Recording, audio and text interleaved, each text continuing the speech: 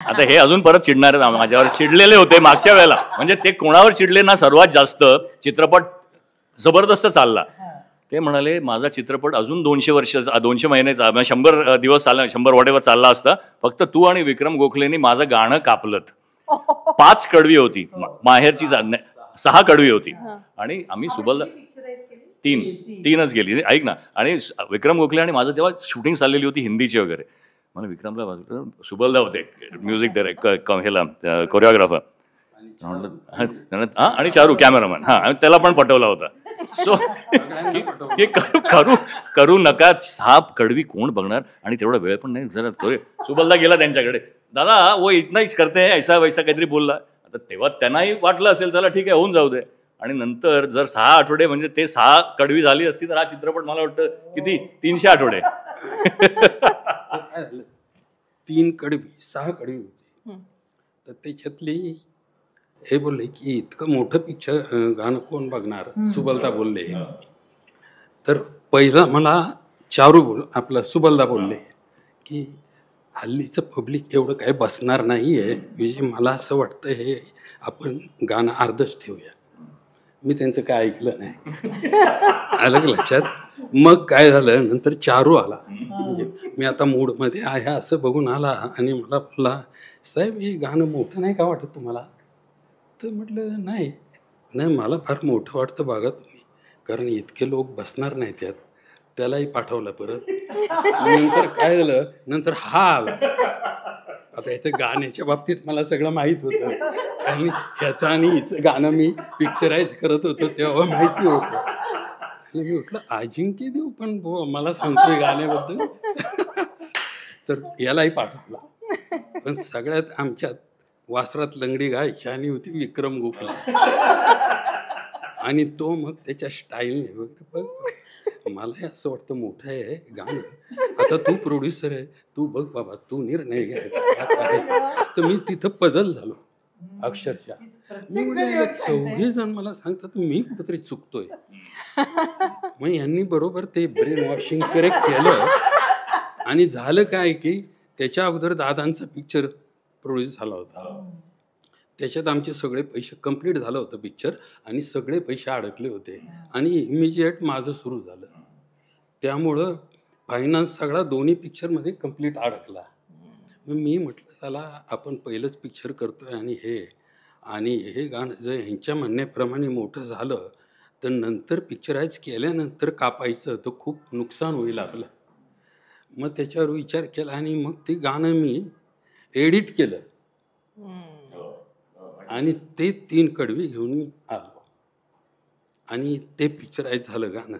त्याच्यात पण गंमत अशी, हिचं लग्नाचा शॉट हो, आणि ह्याला मिठी मारून ती रडते असं होतं तिथे. आणि त्या शॉटमध्ये असं म्युझिक होतं, मधलं म्युझिक पीस. तर मी सुबलदाना काय म्हटलं, सुबलदा तुम्ही सगळी गाणी करा पण हे गाणं डायरेक्टरचं आहे आणि ते मी लिहिलेलं आहे गाणं, फक्त नावावर हेबुडकरांच्या. तर ते गाणं मी लिहिलं आहे, तर मला हे मी पिक्चराईज करेल. आणि त्याच्यात काय नाही, लग्नात नुसतं चाललं आहे, ह्याला मिठी मार, तिथे रड, तिथं पुढे जा, असंच करायचं, बाकी काय. हां, नाही मीच करेल ते गाणं. आणि म्हटलं करा. आणि एवढं करून अगोदर त्याने ते गाणं अर्ध केलं एवढं करून. आणि मग या शॉटमध्ये अलका तिकडे उभी, इथं तो आपला रमेश उभा, आणि त्यांनी सांगितलं की अलका तू तिथून ह्याची मिठी सोडून रडताना तू तशी येऊन ह्याच्याजवळ उभी राहा. अलका जशी यायला लागली अर्ध्यावरच म्युझिक संपला. अर्ध्यावर संपला. मग सुबलदा आले, हिच्या कानात काहीतरी आपलं सांगितलं. आता मला माहितीये काय सांगणार, तिला सांगणार तू डबल स्पीड नाही आहे, बरोबर आहे, ह्याच्याशिवाय काय सांगणार. मी म्हटलं बघूया काय करतायत आता. तशी अलका डबल स्पीडने, म्हणजे इतकी सिरियस असलेली, रडत असलेली, ती आता चालली तिकडे सासरी माहेर सोडून.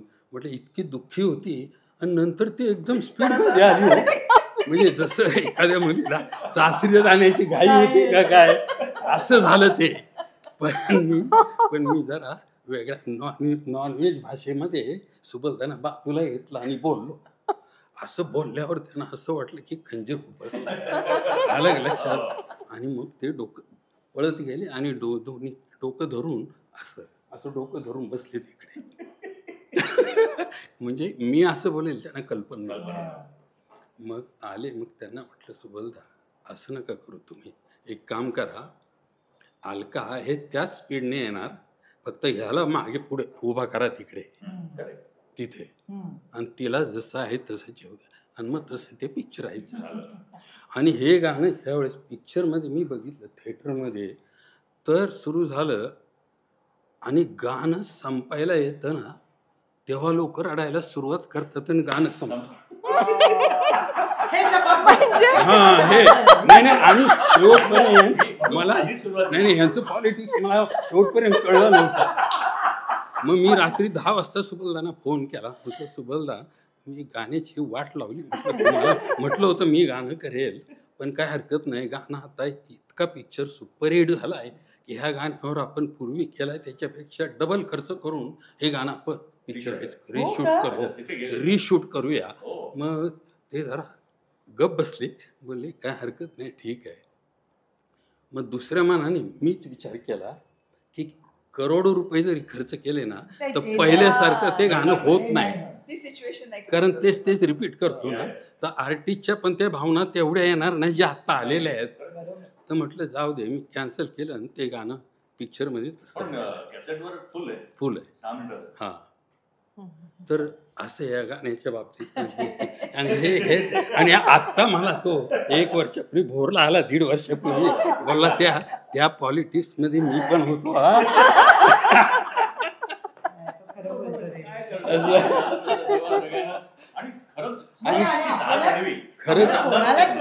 खरंच मस्करी करायची. आणि खरं काय माहितीये का, कुणालाही वाटलं नव्हतं की हा पिक्चर चालेल अजिबात.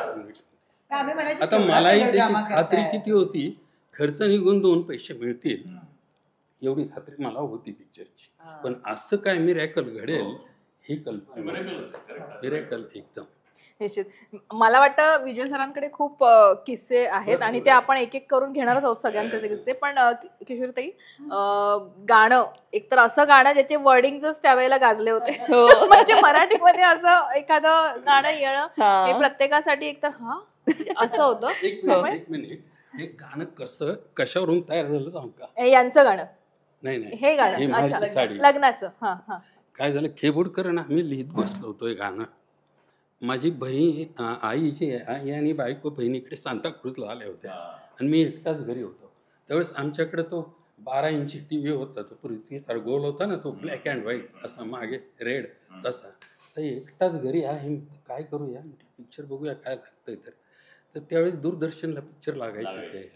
तर ते एक हिंदी पिक्चर लागलं तिथे, ते मद्रासचं होतं. त्याच्यात होती बेबी नंदा आणि बलराज साहनी.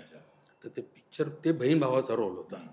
आणि त्याच्यात सुद्धा मी सीनमध्ये रडलो त्यावेळेस.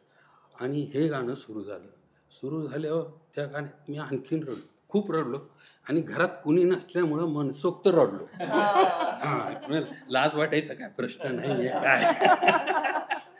आणि मग मी म्हटलं चला, हे पण आपल्याकडे पण बहीण भाऊ आहेत, चला असंच गाणं आपलं पाहिजे. मग मी काय केलं, ते गाणं बाय हार्ट पाठ केलं. मला त्याची चाल पाहिजे होती म्हणून बाय हार्ट पाठ केलं. आणि तेच मग मला खेबडकरांचा फोन आला, मी कोल्हापूरवरून येतोय, तू मुंबईवरून ये, पुण्यात तुझ्या ऑफिसमध्ये बसून आपण गाणी लिहूया. म्हटलं ठीक आहे. मी गेलो खेबडकरांना, म्हटलं हे गाणं पहिलं घ्या, टायटल सॉन्ग. ते घेतलं, पण ते काय जमलं नाही, जसं मला पाहिजे होतं तसं नव्हतं. तर मग बरीच गाणं त्याने लिहिले त्याच्यात, ते पण पसंत नाही. तुला काय पाहिजे म्हटलं, तर मला पाहिजे ते काही येत नाही त्याच्यात. पण एक मुलगा माझ्याकडे आला होता, नवीन होता, तो बोलला तुम्ही सगळे खेबुडकर हे ते जुन्या लोकांना छान देता लिहिण्याचा, आम्हाला तरी द्या एकदा, आम्ही पण लिहितो. मग मी म्हटलं की ठीक आहे, काय हरकत नाही. तर म्हणून त्याला सांगितलं लिहायला, पण तो 80% माझ्याजवळ आला. हां, तर हो, तर म्हटलं हो. आहे का ते गाणं? तर आहे ना. मग हे घ्या. बघितलं त्याने असं वरून बघत, हे त्याने लिहिलंय? म्हटलं हो. काय नाव आहे त्याचं? तर म्हटलं काय करायचं नाव, जाऊ दे ना, गाणं हे आहे, मला आवडलंय आणि हेच गाणं आपल्याला ठेवायचं आहे. ते बोलले नाव सांगितल्याशिवाय मी पुढची गाणी लिहिणार नाही. नाव असेल विजय कोंडके. सांगतो